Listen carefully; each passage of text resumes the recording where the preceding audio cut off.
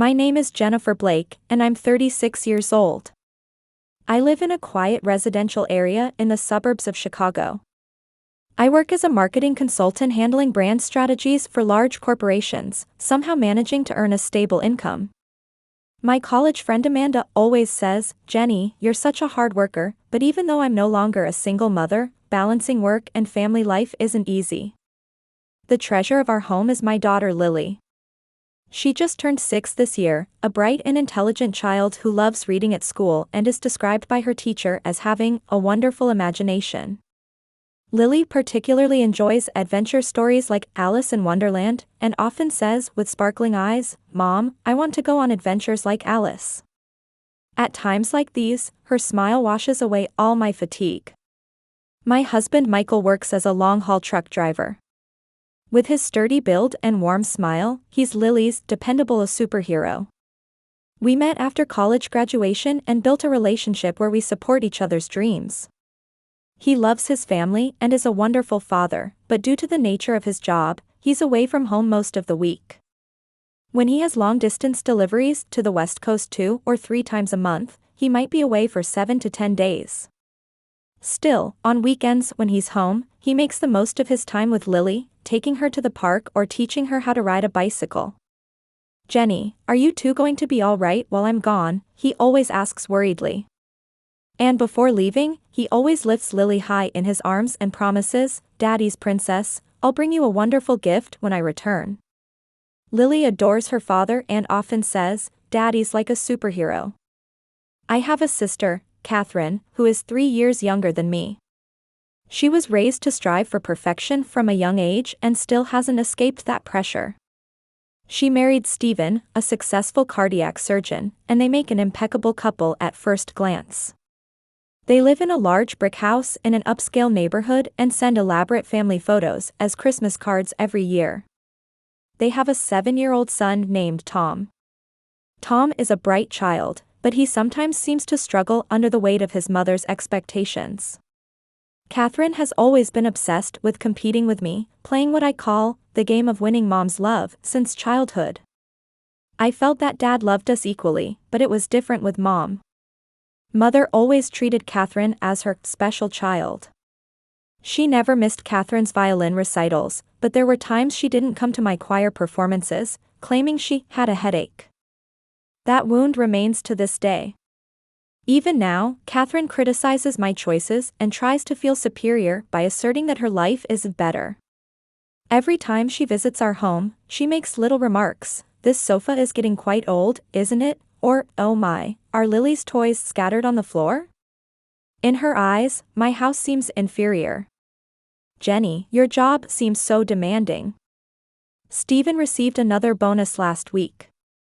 "We're planning to use it for Tom's new piano lessons," she would say, always slipping in boasts during conversations.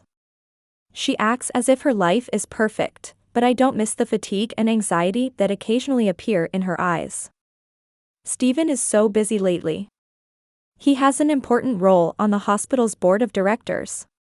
But he never fails to attend Tom's games at least once a week. "Isn't he a wonderful father?" she says, though it's common knowledge that Stephen is hardly ever home. Our mother, Martha Wilson, is a former high school teacher. She always keeps her grayish blonde hair neatly styled and values appearances, in any situation.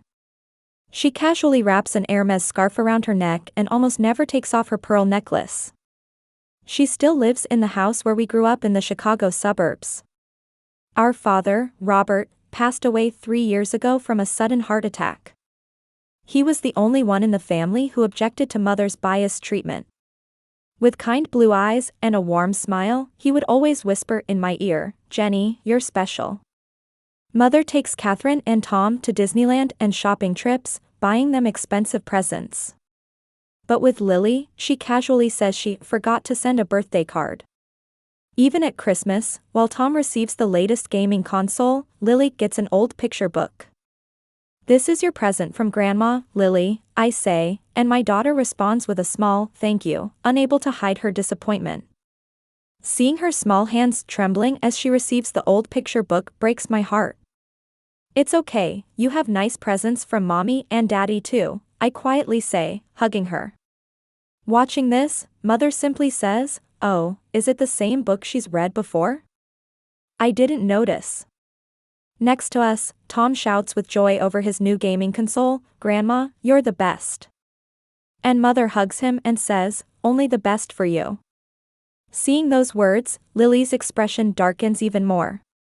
Despite such obvious discrimination, I've tried not to cut off Lily's relationship with her grandmother, believing in family bonds and hoping that Mother would change someday. "Grandma really loves you too," I would tell Lily, but doubt would appear in her wise eyes. Michael has pointed out many times that, "Your mother isn't fair to Lily," and advised, it's better not to be involved with her anymore. He particularly exploded with anger last Thanksgiving when Mother prepared a special dessert for Tom but gave Lily a regular one, saying it was for her diet. Talking about diets to a 6-year-old child, he shouted after we got home. Those days were about to change with one phone call. One week in October, I had to go to New York for a 3-day business trip for a major company project. Michael was in the middle of a long-haul delivery to the West Coast. The people I could ask for help at this timing were limited. "Mom, could you look after Lily for just 3 days?"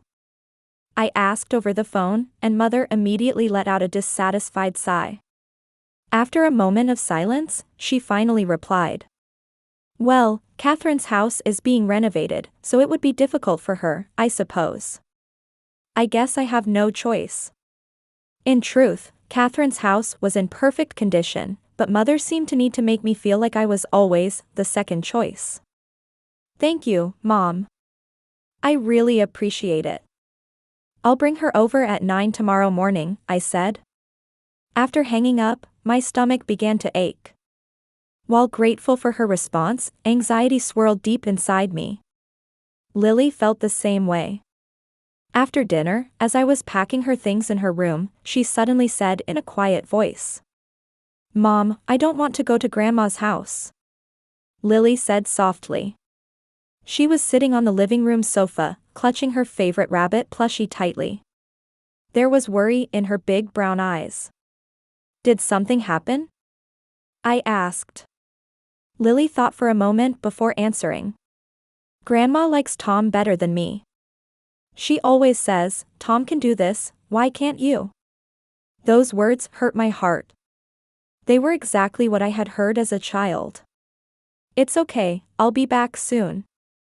Tom sometimes comes to play at Grandma's house, right?" I said, but Lily's anxious eyes tightened my chest. Then came the morning of my departure. Brilliant autumn sunlight streamed through the windows, filling the room with golden light. Lily ate her breakfast more quietly than usual, looking out the window repeatedly. "Lily, Mommy will finish work and come back soon," I said, gently stroking her hair.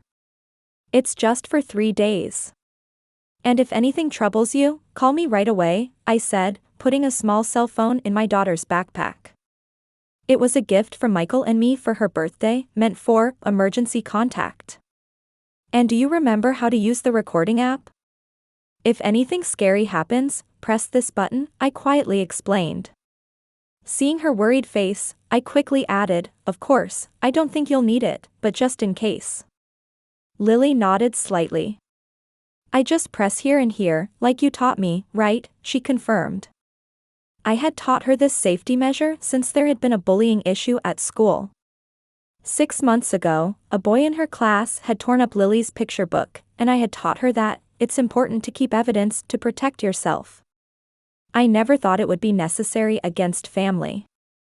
On the first day in New York, I received text messages from Mother between meetings. "Lily keeps making noise and I have a headache. This child is not disciplined. Tom came to play, but Lily doesn't want to share her toys. Catherine's parenting methods seem much better. Lily spilled milk in the kitchen. Tom would never do such a thing." My heart ached, but since I was at work, I could only reply briefly. "Lily is a child. Please be kind to her." That night, when I called Lily, Mother said, "We're busy now, call later," and hung up. I was terribly worried, but when I called again, Lily said in a cheerful voice, "I'm fine, Mom. However, I could hear Catherine's voice in the background with Tom, saying, "Is that child crying again? She's such a handful." Similar messages continued on the second day, and I could hardly talk to Lily. On the final day, after finishing my presentation and finally returning to the hotel, the phone rang. It was 7:30 in the evening. "Mom, help me. I've been locked out of the house." Lily was sobbing on the other end of the phone. Her voice was trembling, and I could hear the sounds of cars and wind in the background. "Where are you now?" I asked, my heart nearly stopping with fear. Lily answered through her tears, "Alone in a dark park." "I'm scared." "Why are you outside?" "Where's Grandma?" My voice was trembling too. "Grandma told me to go play outside, but when I came back, the door was locked. I knocked but no one opened it." Lily's voice was broken. "I'll call Grandma right now." "Don't move from there. Can you tell me which park it is?" "The one in front of Grandma's house, you know? The one with the blue swing." I immediately called Mother. After ringing several times, she finally answered on the fourth try. "Where is Lily? Why is she alone outside?" I asked, my voice shaking with anger and fear. Mother replied with surprising coldness, "There's no reason for me to look after her while you're away." Catherine and Tom came over, so I told Lily to go home. That child was just crying and making a fuss on purpose.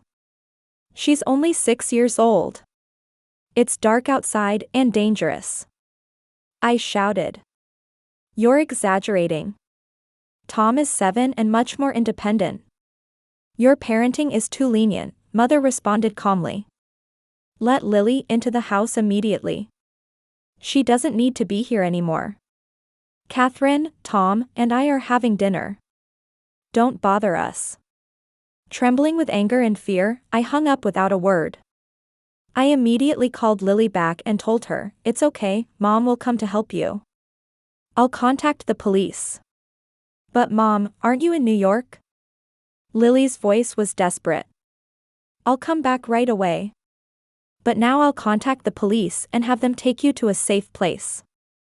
With the phone still connected, I used another phone to call 911 and explained the situation. The police said they would head to the park, and I immediately arranged for a flight ticket. At that moment, Lily said in a small voice, "Mom, you always taught me to use the recording app, so when Grandma was forcing me out, I recorded it." After a moment of silence, I answered, holding back tears, "You did well, Lily. Mom will be back soon, just hang in there a little longer." We kept the phone connected as we waited for the police to arrive. When Lily said, "A police car is here, Mom," I felt a bit relieved for the first time. The police officers protected Lily and arranged a video call with me. They said they planned to visit Mother's house as well. That night, in my hotel room, I called my husband Michael and explained everything. He was furious and immediately said, "I'll come back first thing tomorrow morning too." The next morning, I returned to Chicago on the first flight. When I was reunited with Lily at the police station, my daughter looked tired, but she immediately ran to me. "Mom." She clung to me and began to cry again. I couldn't hold back my tears either. "It's okay, now, Lily. Mom is here." The female police officer approached us. "Your daughter spent last night in a short-term shelter. She's a brave child." "Thank you. I'm truly grateful," I said. "Can you tell me exactly what happened?" The officer's expression turned serious. "We visited your mother-in-law's house. She claims that Lily is an undisciplined child, and I thought she was just playing outside. However, leaving a 6-year-old child alone outside at night clearly constitutes child abandonment." Then Lily said in a small voice, "Mom, do you want to listen to the recording?" The sound that played from Lily's small cell phone made us all hold our breath. "Lily, you should go play outside. Tom is coming, and you're in the way. But it's getting dark. You'll be fine. Come back in 30 minutes. And then 30 minutes later. The sound of knocking on the door. Grandma, I'm back. Be quiet. We'll pretend we can't hear her. Is she still outside? That's funny. Mom, that's a bit. Be quiet. This is for your sister's child's discipline. I want her to grow up to be as good as your daughter. And then the most shocking part. That child doesn't fit in this family anyway. Lily is proof that Jennifer failed.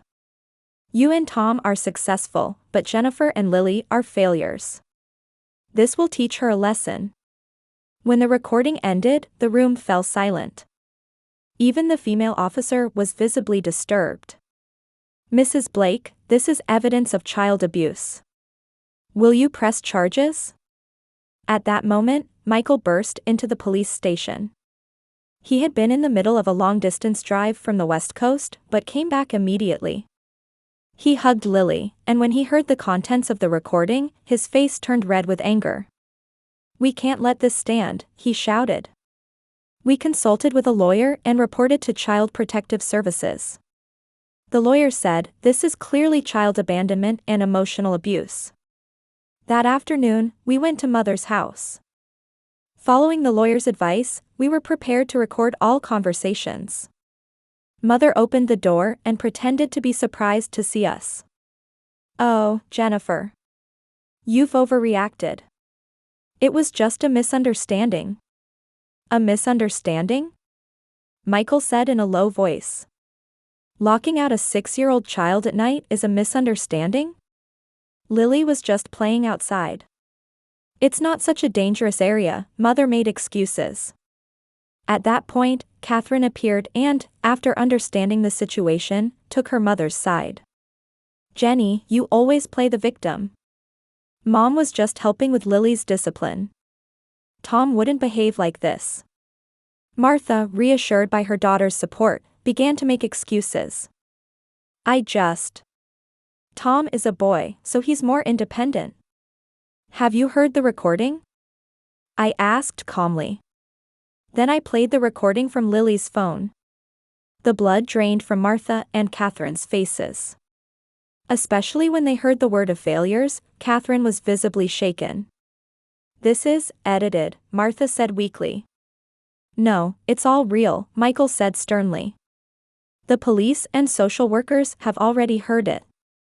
Catherine looked at her mother with a confused expression. Mom, did you really say these things? Martha stumbled over her words for the first time. You wouldn't understand. Jennifer was always treated specially. She was Dad's favorite. So you abuse your granddaughter? Michael could barely contain his anger. For the first time, Martha's stubborn attitude cracked. It's not abuse. Abandoning a 6-year-old child outside at night is abuse, both legally and morally, I said quietly but firmly. We're taking legal action, Michael declared. We've already reported to Child Protective Services. And Lily will never be placed under your supervision again. Martha turned pale and sank into a chair. Surely not, we're family. That's exactly why you have more responsibility, I answered. All children should be loved regardless of gender or preferences. Lily is your granddaughter, yet you put her in danger. And Catherine, you've been complicit in this treatment. Catherine tried to object, but Michael quietly said, in the recording, you did voice an objection. But it wasn't enough. You prioritized your relationship with your mother over Lily's safety. As we were leaving, Martha suddenly stood up and said, wait. I'll apologize. Please forgive me. Turning back, I responded with a firm attitude, apologies are shown through actions, Mother. For now, please keep your distance from us. And if you truly want to change, seek professional help. From that day on, our family relationships fundamentally changed. The recording was preserved as evidence, and Martha lost her grandchild's supervision rights. Word of this incident spread through her social circle, and her reputation plummeted. This was a painful turning point, but in retrospect, it was a necessary change for Lily and our family. 2 weeks after the incident, Martha tried to visit Jennifer's house to apologize. Michael had taken time off and was at home. He stood firm at the door and resolutely refused, saying, "Please stay away from our family." Lily had begun sessions with a psychologist, trying to overcome the effects of verbal abuse from her grandmother and aunt. "Daddy, I have scary dreams."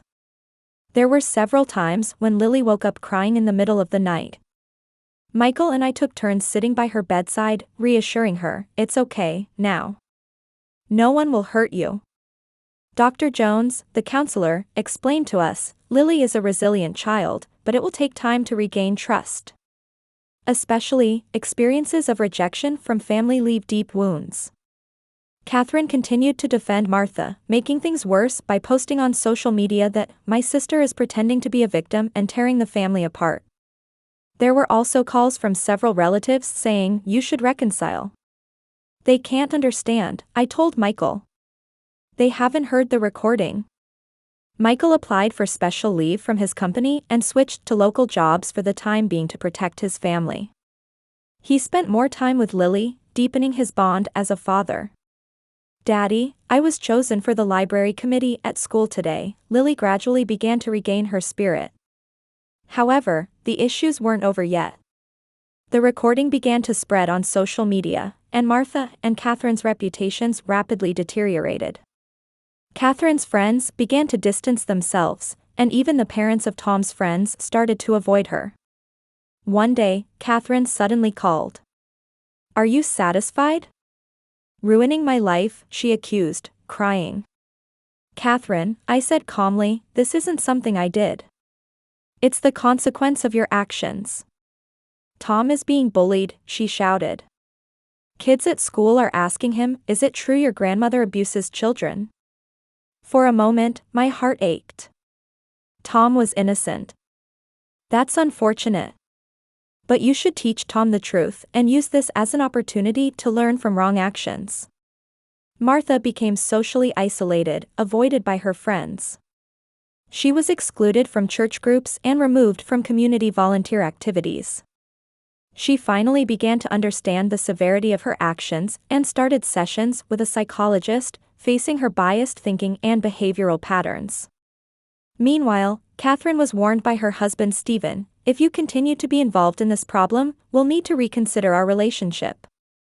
As a doctor, he understood the seriousness of child abuse. Tom was also being teased at school about your grandmother abandoning your cousin in the park, and the situation became serious. Finally, Catherine had to face reality and one day visited my house without warning. "Let me talk," she said. When I saw her at the doorstep, her usual perfect appearance was gone, replaced by an exhausted look. I invited her into the living room, and for the first time, she showed tears. "I'm sorry. I was wrong. Why have you always taken Mother's side?" I quietly asked. After a long silence, Catherine answered, "I didn't want to admit what Mom did to me." "What do you mean?" "Mom has continued to pressure me. You must be perfect. I always criticize you because I can't be free like you." I was jealous. With that confession, some of the long-standing tension between the sisters seemed to dissolve. Several months later, Martha sent an apology letter to Jennifer and Lily, written with the help of professionals. It contained sincere reflections and apologies. "I was wrong. Out of prejudice and jealousy, I hurt my beloved granddaughter. I may not deserve forgiveness, but I want to change." After careful consideration and discussions with Lily, Michael and I made a decision. While emphasizing that family repair is important, but Lily's safety and peace of mind are the top priority, Michael suggested we might start with limited contact. "Lily, what do you think?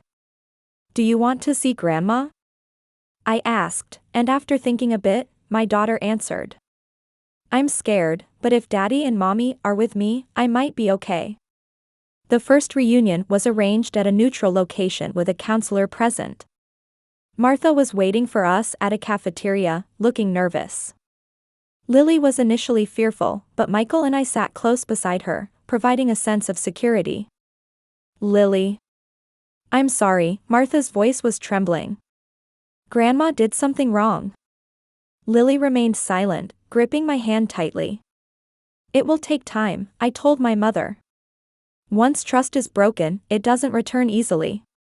Martha nodded. I understand. No matter how long it takes, I want to make amends. Whether this would be the first step toward repair was uncertain, but at least a path to facing the truth had been established. The relationship with Catherine was also beginning to improve. She had started psychological therapy herself and begun teaching Tom the importance of respecting others. Through this difficult experience, our family learned what true bonds mean. They're not just about blood relations, but about relationships where we respect and protect each other. 2 years later, our lives had changed significantly. I had taken a position as a marketing director with better conditions, and Michael had found stable work at a local transportation company. We had moved to a new house, physically distancing ourselves from past trauma. Lily was now 8 years old and had regained her former brightness. She was enthusiastic about library committee activities at school and was described by her teacher as someone who brightens the classroom. Sometimes she still showed anxious expressions, but they were gradually decreasing. Mom, I wrote an essay today in class on how to protect yourself. The teacher said, you've learned something very important, Lily reported proudly. Michael had made spending time with his family a top priority, reducing long-distance routes and trying to have dinner together as much as possible. He had chosen his family over his career, but strangely, his evaluation at work had improved.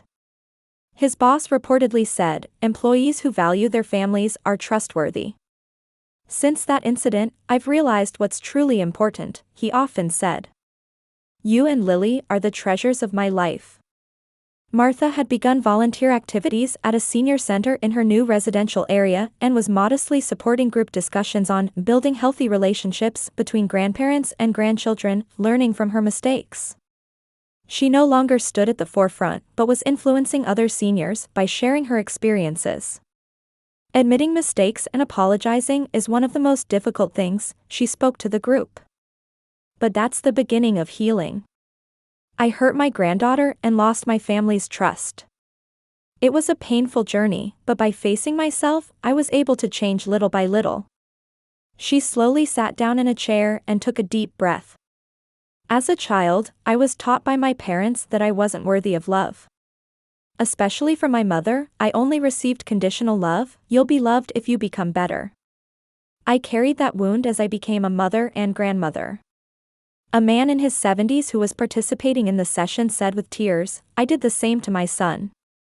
Now he won't see me. Several participants were crying at her words, especially those struggling with relationships with their children or grandchildren. Martha's honest confession seemed to resonate with them. After the session, several people approached her personally. Hearing your story, I feel I might be able to change too, one grandmother said.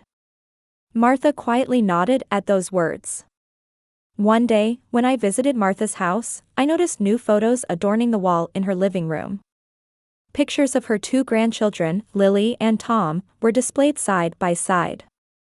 I felt warmth in my heart noticing that both photos used the same size frames.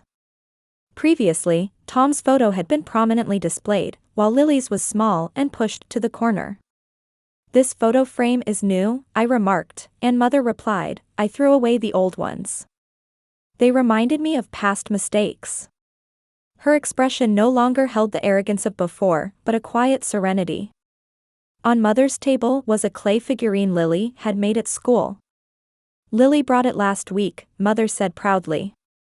Her talent is amazing.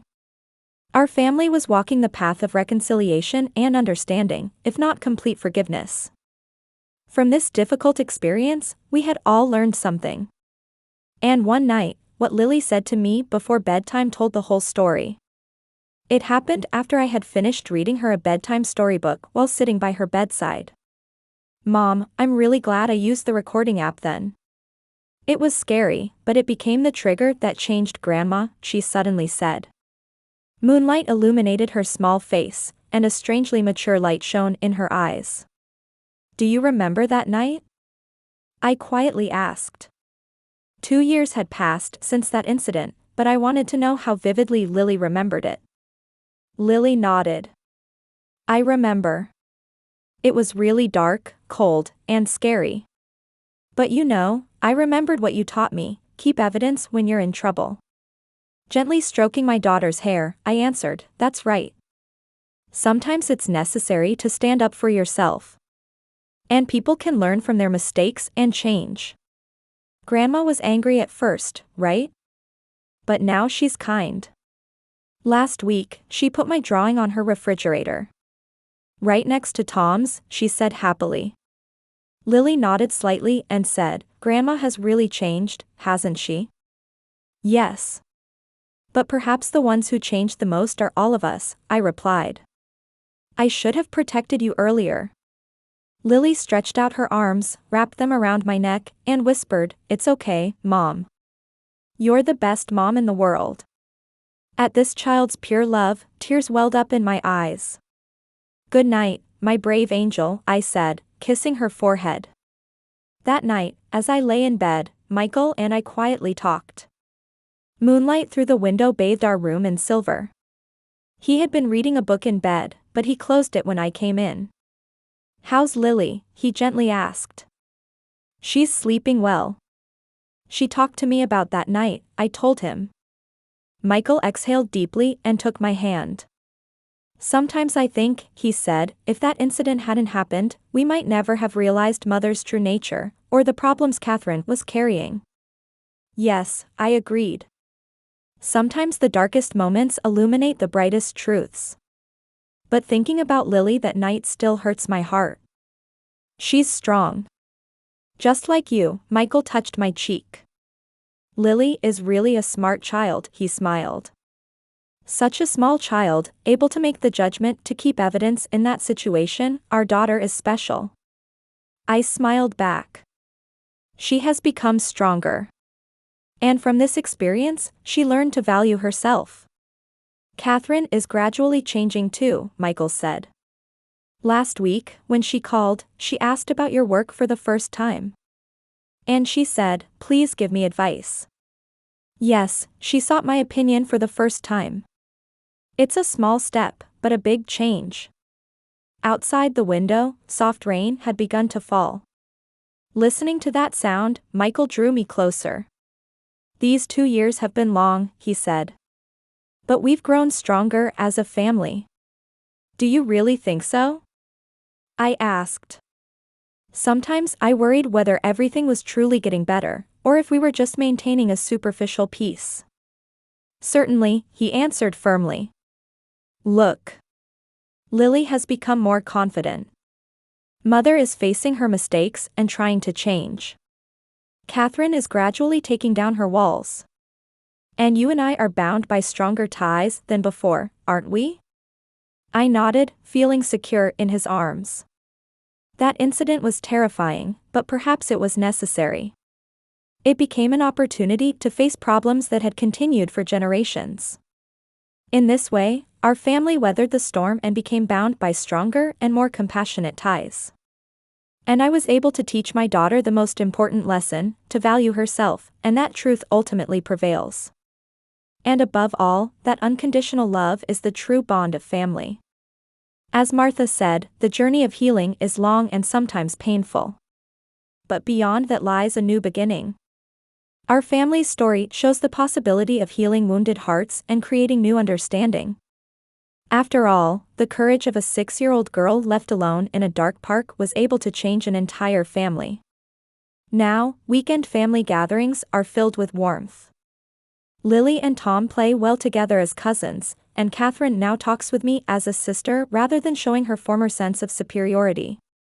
Martha shows equal love to both her grandchildren and sometimes even reflects on her past mistakes with a touch of humor. I really was stubborn back then, she says, and adds, but even an old dog can learn new tricks. We're still not perfect. Sometimes we clash. But now there's an attitude of mutual respect and trying to understand each other. Perhaps that's what a true family looks like. One day, when Martha visited our house, she brought a small box. "Lily, I want to give this to you," she said. Inside the box was an old golden locket. Martha explained, "This belonged to my mother, your great-grandmother. She was very strict with me, but in the end, she showed me love. I didn't have the chance to reconcile with my mother. But you and I have that opportunity." Lily carefully took the locket and whispered, "It's beautiful." "Open it," Martha gently said. When Lily opened the locket, there was a small photograph inside. It was a rare picture of young Martha and her mother smiling together. Martha continued, "Sometimes families can hurt each other deeply. But that doesn't mean we stop being family. What you taught me is that true love isn't conditional." At those words, tears welled up in my eyes. This might be Mother's true self. A courageous woman who admits her mistakes and tries to change. "Grandma, thank you." Lily hugged her grandmother of her own accord for the first time. That scene was deeply etched in my heart. Catherine was changing gradually too. At a Christmas party, she quietly said to me, "Jenny, seeing your strength made me feel I could be strong too. Stephen now tells me, you don't need to be perfect, just be yourself." She showed her vulnerability for the first time. "I was always jealous of you. You live true to yourself and love Lily unconditionally. I was always thinking, I have to try harder, I have to make Tom more excellent, and I put pressure on him." The relationship between Tom and Lily had also improved, and they were developing a friendship as cousins. Catherine laughed as she told us that Tom had become protective of Lily, saying at school, "I won't forgive anyone who teases my cousin." Tom has started saying about himself, "I don't have to be perfect." That's the greatest gift, she confessed. Martha, our mother, had changed the most over these 2 years. She received ongoing counseling and confronted her own childhood traumas that had caused her biased thinking and behavior. It became clear that her parents had also treated her discriminatively, and she was working hard to break that cycle. "My father always prioritized my brother over me," she revealed in therapy sessions. "My mother also loved my brother more than me. I always thought, if I become better, I'll be loved." Martha had sold her previous home and moved to a smaller apartment. She had partially restored relationships with some of her former friends, but many people had not completely forgiven her actions, and she couldn't recover her previous social life. "I want to believe people can change," she was saying under her new psychotherapist. "I'm willing to do anything to repair my relationship with my grandchildren." Our relationship with Martha was being carefully and gradually rebuilt. The first few months consisted only of short, supervised visits, but now we were having dinner at our house once a month. Lily too was beginning to build a new relationship with Martha. "Grandma, I can't solve this problem," she would show her homework, and Martha would now patiently explain. She no longer uttered comparative words like, "Tom could do this." In this way, our family had overcome a great ordeal and begun to build new bonds. The courage of a 6-year-old daughter who was locked out in a dark park that night became the catalyst for changing the entire family. The journey to complete healing might still be long, but I believe relationships can be repaired if there is courage to face the truth, admit mistakes, and try to change. I cherish the words Lily says every night before she sleeps, "Mom, I've become stronger, haven't I?" Yes, you have become stronger. And our family has become stronger too. Sometimes the darkest moments illuminate the brightest truths. And above all, we learned that unconditional love is the true bond of family.